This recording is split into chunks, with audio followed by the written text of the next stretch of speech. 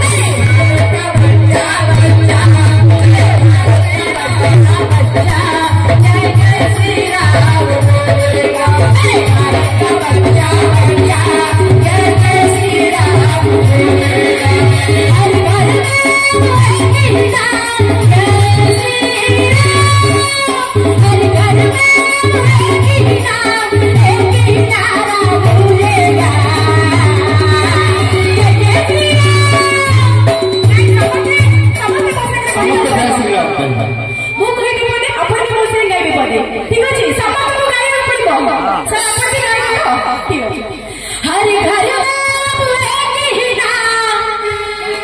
जय श्री राम। हर घर में अब एक ही नारा गूंजेगा। भारत का बच्चा बच्चा जय जय श्री राम बोलेगा। जय जय श्री राम बोलेगा। भारत का बच्चा बच्चा जय जय श्री राम बोलेगा। भारत का बच्चा बच्चा जय जय श्री राम बोलेगा।